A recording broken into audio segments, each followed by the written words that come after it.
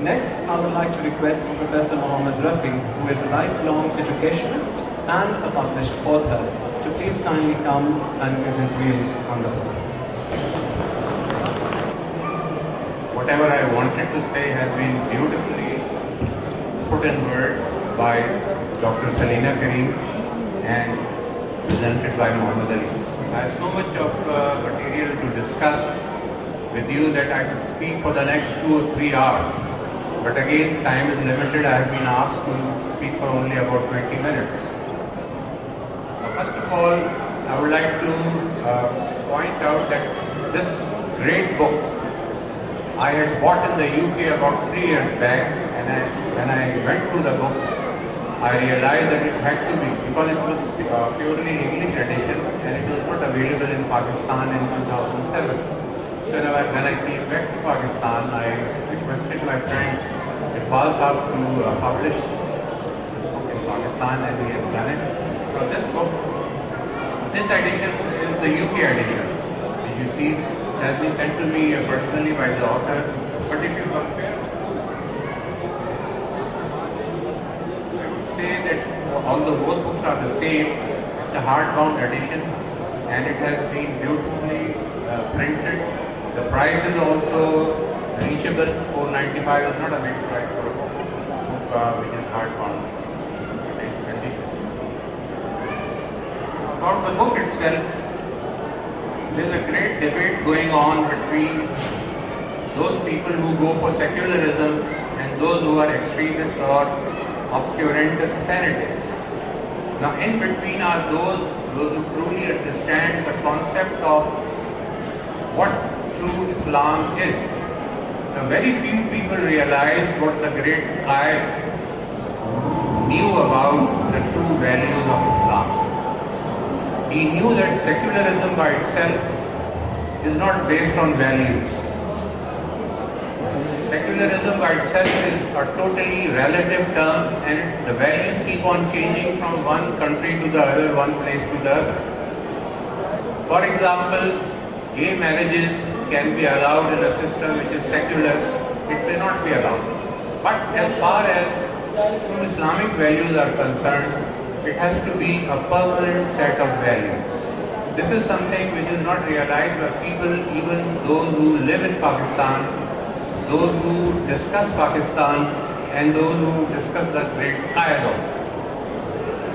So the basic purpose of the book, as Salina has pointed out, is that she wanted, when she started writing the book, the basic problem which she faced was a Munir Code about the objective behind the creation of Pakistan, and he related while preparing the report which is known as the Munir Report. It was the aftermath of the 1950s, and there were some political leaders who wanted the Qadianis to be declared a minority.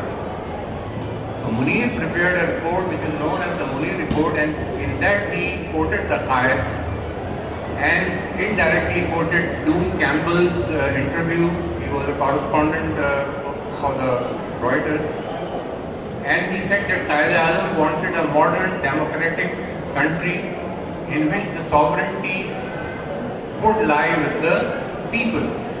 Now this is something, first of all, there is a grammatical mistake in the Munir Code. Quaid-e-Azam could not have used the word would. Would is something that doesn't reflect certainty. For a man like Quaid-e-Azam talking about Pakistan's future, he would have used the word shall or will. This is one grammatical mistake. And secondly, he pointed out that sovereignty in the political sense may lie with the people, but as far as an Islamic state is concerned, sovereignty lies with the Almighty. Now the main reason is that when the basic sovereignty lies with the Almighty, whatever is divinely revealed comes down as a permanent source of values. The basic difference between a secular state and a true Islamic state, I am not talking about a theocratic state. Now the great Qaid was not in favor of a theocratic state. He wanted a state which would totally practice Islamic values. So as far as the Islamic values are concerned, in an Islamic state, there is no discrimination of caste, creed or sex. All these are not allowed. People who are not Muslims can live comfortably, enjoy the same rights with non-Muslims. And that is why for a very long period of time, if you go back and look at Quaid-e-Azam's life, you will realize that he was a staunch supporter of the Hindu-Muslim unity. And his ideals were two people. One of them was a Hindu Gokhale and the other one was Dadabhai Naoroji. And Gokhale was the person who termed him, rather he gave him the title of the ambassador of Hindu-Muslim unity. Now he believed that Muslims, although they were in a minority, he considered that all people who were living in India, whether they were Christians or Sikhs or Muslims or Hindus, they were all equal citizens. So he considered that there is a transition as far as the Quaid is concerned. The transition took place between the period 1930 onwards for the next 6-7 years, in which he changed. He shifted his stance from a pro-Indian nationalist to a Muslim separatist. Now this transition has been beautifully described in the book. And that is why most of the people in Pakistan call him the father of the nation. I would call him the mother of the nation. Because mother is someone who treats the child so beautifully. I mean, when you combine the two, then you realize what he actually meant. Now this is a very long subject which could be discussed at length. But again, I would like to go back to the arrival of the Muslims in India and the way they lived with their Hindu counterparts. Let me remind you that in most of the books which are taught in Pakistan, Hindus are not treated fairly, nor are the other minorities. But this is not what he wanted.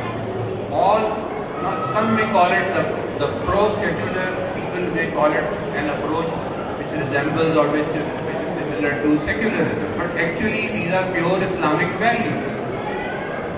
Another thing is, to practice pure Islamic values, you need a place. You cannot practice them in isolation. For example, if you impose 2 or 3 laws in Germany or in America, they cannot be called Islamic. Because they have to be, all Islamic laws have to be applied in totality. So remember the migration of the Holy Prophet from Makkah to Medina. He would have lived there and people would have helped him. God would have helped him as well. But he had to migrate in order to have a place of authority from where he could establish the Islamic system. Again, coming back to the book, the title of the book says what the nation doesn't know. देखिए एक चीज ये मैं थोड़ा सा उर्दू में इसलिए बताना चाह रहा हूँ कि